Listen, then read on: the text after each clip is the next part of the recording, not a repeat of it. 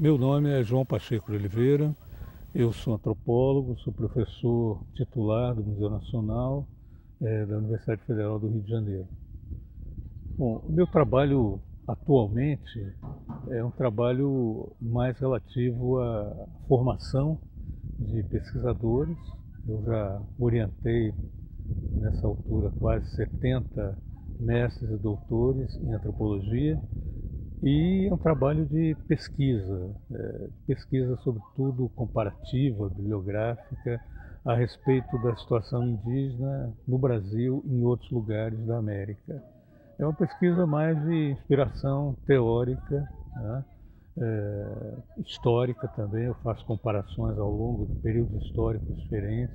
Recentemente produzi um artigo sobre o tema das pacificações, fazendo um paralelo entre as pacificações feitas hoje nos morros cariocas e o processo de primeiros contatos e pacificações feitas sobre povos indígenas, né?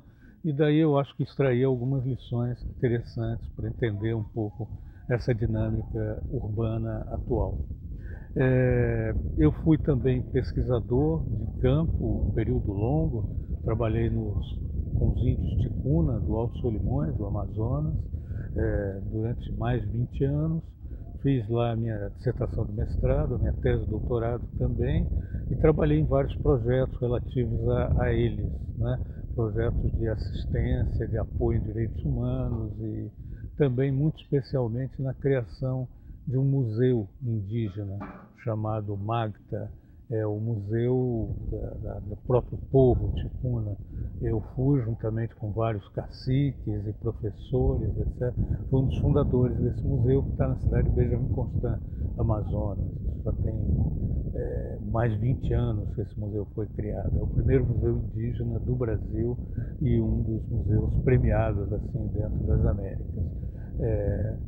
Bem, eu acho que meu trabalho também se desdobrou depois para os indígenas do Nordeste, principalmente através da orientação de alunos que pesquisavam as populações indígenas do Nordeste, e durante um certo momento me envolvi na preparação de uma exposição sobre os indígenas chamado Os Primeiros Brasileiros, uma exposição que iniciou em Pernambuco, no Forte das Cinco Pontas, em 2006, quando foi levada a cabo pela primeira vez.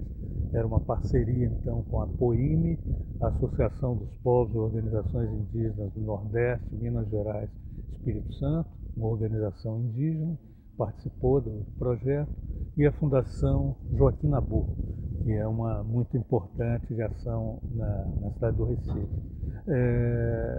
Acho que essa exposição continuou a dar frutos e ainda recentemente eu voltei de uma inauguração na cidade de Salvador, no 2 de julho, onde ela está sendo exibida mais uma vez dentro de um contexto político bastante diverso. Enfim, é um pouco essa uma trajetória que tem um lado muito lógico e muito racional. Eu comentava há pouco com uma colega, ela dizia, via na minha trajetória uma unilinearidade, né? Na verdade, eu sempre estudei antropologia na pós-graduação, optei por isso, fiz concurso como antropólogo, entrei como antropólogo no Museu Nacional e durante todos esses anos, por mais que eu tenha trabalhado em outras atividades, sempre continuei mantendo a minha relação. Então, eu sou uma pessoa de uma só instituição, né? Embora seja parceiro de muitos outros. Mas eu acho que o trabalho científico implica em várias parcerias, em várias associações que não estão subsumidas, entendidas por simplesmente essa relação unilinear, né, dentro de uma única instituição. Acho que talvez me importa bastante a repercussão do trabalho que nós fazemos, né? Eu acho que em muitos momentos eu me preocupava em relação ao meu próprio trabalho, de imaginar que ele teria poucas consequências em relação aos povos que eu pesquisava. Quer dizer, não me é agradável a sensação de produzir uma dissertação de mestrado, uma tese de doutorado, um livro sobre um povo e depois esses resultados dessa pesquisa não se transformarem em algo que possa trazer ganhos para melhorar a situação daquela população. Então, sempre foi um dilema e, nesse sentido, eu sempre optei muito por tentar divulgar ao máximo a produção que eu fazia.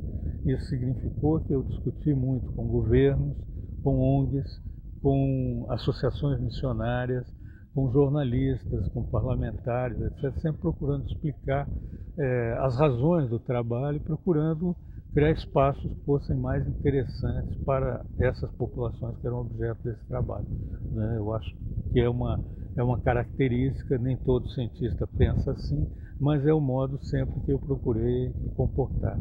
Eu acho que se eu for pensar com cada um das comunidades que eu trabalhei, teria situações diferentes. Eu acho que, mais especialmente, lembro uma situação muito dolorosa até, vivida junto com os índios Ticuna, no carnaval de 1985.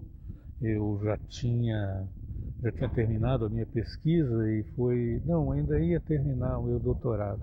E foi uma situação de uma repressão feita pela Polícia Militar de Benjamin Constant em relação a alguns índios que estavam na rua, depois se transformou num conflito e acabou gerando um conflito de largas proporções entre índios e a Polícia Militar. Vários foram afetados, receberam tiros, cacetetes, etc. E eu lembro da minha sensação no hospital com eles, né? Eu pensava exatamente isso, sobre os limites da nossa pesquisa, né? Os limites que nos levam a coisas completamente imprevistas.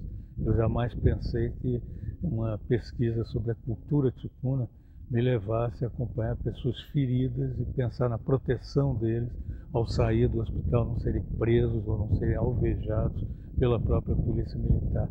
E, enfim, são coisas...